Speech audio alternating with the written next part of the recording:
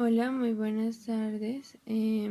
Hoy nuestra exposición se trata de la huella de carbono y nuestros compañeros son José David Guapacha, Alba Cuellar y yo, Valentina Villegas, en la cual les vamos a hablar de la huella de carbono. Bueno, en primer lugar, la huella de carbono es un indicador que mide el impacto sobre el calentamiento global, siendo un indicador ambiental en la suma absoluta de todas las emisiones de GI. GI son los gases de efecto invernadero, causados directa o indirectamente por un individuo, organización, evento o producto. De forma simple, la huella de carbono se puede entender como la marca que se deja sobre el medio ambiente, con cada actividad que emite clases de efecto invernadero.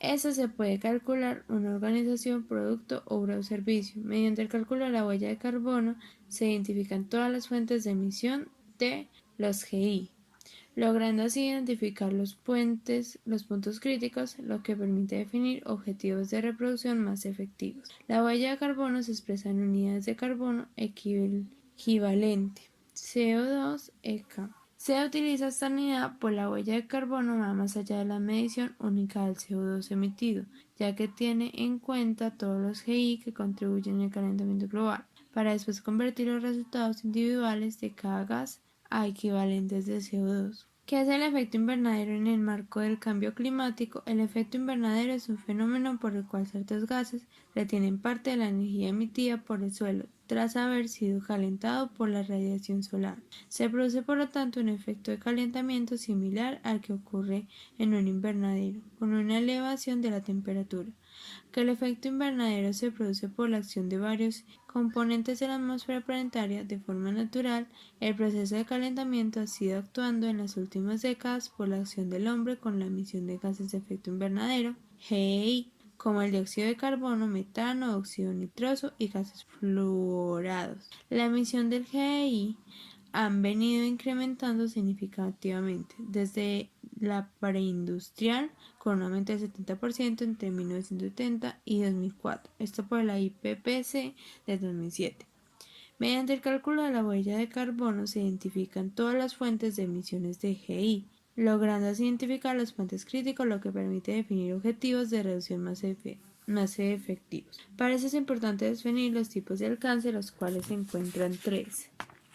Alcance 1 es las emisiones directas de GI, son las emisiones generadas por aquellas fuentes propiedades de las empresas, es decir, emisiones provenientes de la combustión en calderas, hornos, vehículos, etc., que son propiedad o están controladas por la entidad en cuestión. También incluye las emisiones fugitivas, por ejemplo, fugas de aire acondicionado, fugas de CH4 de conductos. El alcance 2, las emisiones directas de GI, son las derivadas o asociadas a la generación de electricidad adquirida y consumida por la organización. El alcance 3 son otras emisiones indirectas. Son las emisiones de resultados de las actividades de la empresa, pero ocurren en fuentes que no son propiedad ni están controladas por la empresa. También influye en la extracción y producción de materiales que adquiere la organización. En esta categoría entrarían los viajes de trabajo como medios externos, la eliminación de residuos, transporte de materias primas, de combustibles y de productos, por ejemplo, actividades logísticas realizadas por terceros o la utilización de productos o servicios ofrecidos. Habitualmente las fuentes de GI que se contemplan para estimar esta huella es una organización son las recogidas en los alcances 1 y 2. Continuando con algunos ejemplos y datos sobre emisiones de CO2, en esta representación gráfica se muestran las emisiones y absorciones por departamentos de Colombia, evidenciando el departamento de Antioquia como uno de los principales emisores de CO2, después del departamento del Meta y de Caquetá. En el siguiente cuadro del año 2016 de Statista, tengamos en cuenta que Statista es un portal de estadísticas online alemán que pone al alcance del usuario datos procedentes de estudios de mercado y también de opinión. Ellos destacan las enormes variaciones entre las principales economías mundiales en emisiones de CO2 medidas a nivel individual. Se evidencia, por ejemplo, que el estadounidense promedio es el responsable de 14,95 toneladas métricas en comparación con 6,57 toneladas métricas por persona en China y solo 1,57 toneladas métricas en India. También hay una cifra con una gran diferencia en las emisiones de CO2 por persona entre los estados de los Estados Unidos. Por ejemplo, Wyoming tiene las mayores emisiones de CO2 per cápita con 110 toneladas métricas, mientras que Nueva York tiene las más bajas con menos de 9 toneladas métricas, según las cifras de la Administración de Información de Energía de los Estados Unidos del 2015. En el siguiente cuadro del año 2017 se representa la contaminación de CO2 por habitante, encontrando a Qatar con 37,5 toneladas, seguido Kuwait con 23,49 y con Colombia de penúltimo con 1,53 toneladas. Pensar en la producción mundial de gases de efecto invernadero puede alternar la mente y hacer que la escala del problema parezca inconmensurable, pero un estudio nuevo que muestra que el 18% de todas las emisiones mundiales provienen de solo 100 ciudades.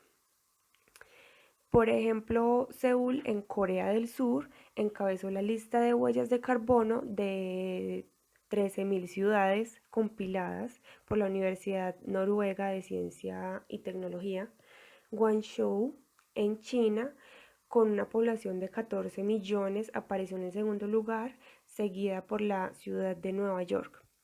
Los Ángeles, Singapur, Chicago, Londres y Dubái también aparecen en las primeras 20 posiciones. ¿Para qué sirve esa huella de carbono? ¿Qué beneficios se pueden derivar de sus cálculos?